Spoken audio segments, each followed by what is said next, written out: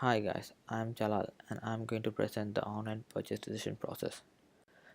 The decision making process is a process of various steps that a consumer goes through when he or she purchases a product. It has five stages: problem recognition, information search, evaluation of alternatives, purchasing a product, and post purchase evaluation.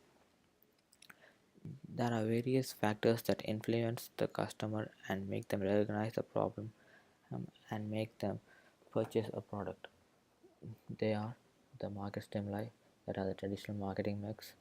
Then there is the external stimuli like demographic factor, personal factor, cultural factor, and various other factors. And recently, there has also been the influence of the web, which the marketers have seen in as a force to influence the customer's behavior and induce the feeling of necessity to buy the products and services. Now, let us look into the various stages a consumer goes through while purchasing a product. The first stage is the problem recognition stage. The problem recognition occurs when a consumer sees a difference between his or her current state of affairs and their ideal state.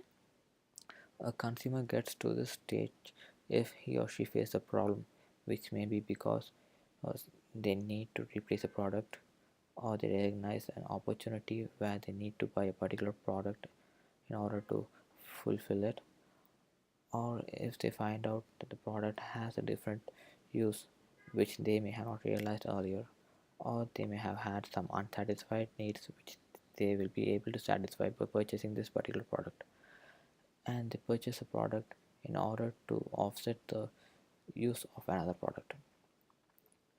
This picture clearly shows how a customer's need is stimulated online. In this picture, eBay shows a 70% deal and then the other offers that is offered by the store. This makes the customers to feel the need to satisfy, and this need will lead the customers to buy the products.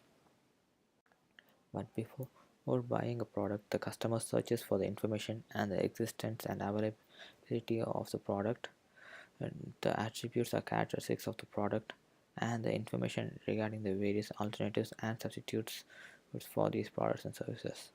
This is the second stage of this process. Information search may be of two types: internal and external. Internal search is getting information from the memory and your knowledge of the product and services.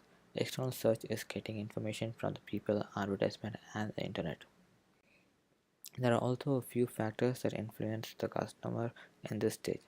They are the level of involvement, the brand loyalty of the customer, the prior experience that the customer has had with the product or service, the level of market knowledge the customer has on the product and services, and the level of complexity that the customer goes through in order to get the necessary information about the product or service. After gathering the required information, the customer moves on to evaluate the various alternatives. These alternatives can be differentiated into three sets. Evoke set, which is the group of brands that the customer will be familiar with when he or she thinks about making a purchase. Inert set is a group of brands that the customer uh, does not intend to buy because they do not have any particular advantage over the others. And finally, the third set is an inept set, which consists of the brands a buyer is aware of when considering a purchase, but uses it only as a source of information and not and does not see it as a product to be bought. Then the customer ranks the different attributes of the various products and out which product suits him the best. This type of evaluation is known as the compensatory decision rule because in this the customer evaluates the products and compensates one product in order to buy the other. After he finds out the best product that suits him, um, he then goes to purchase the same after considering the different attributes of the product, the market position of the product, the level of brand recognition, and the country from which the product is made. After purchasing the product, the customer reaches the final stage that of the decision making process, that is the post purchase evaluation stage. In this stage, the customer evaluates the products based on the level of satisfaction that he or she receives after using the product. The satisfaction level is influenced by the price that is paid to purchase this product, the functionality of the product, the looks of the product, and the level of acceptance it receives from their peers. These are the stages that a customer goes through while purchasing a product online or in store. The only difference between these two is that in online purchase, the level of need stimulation is higher than the traditional purchase due to the customer's exposure to the web. There are also a few advantages in online purchases when compared to the traditional method. They are the information of the product or service is, is relevant and sufficient online. And the customer gets more financial benefits in the web-only store than the ones with the physical shops. And finally, the customer feels independent from the firm. There are also a few disadvantages to the online purchasing.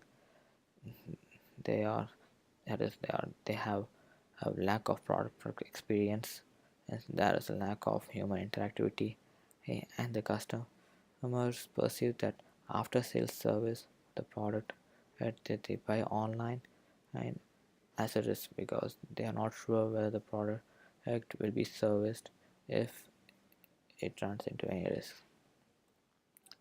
Thank you.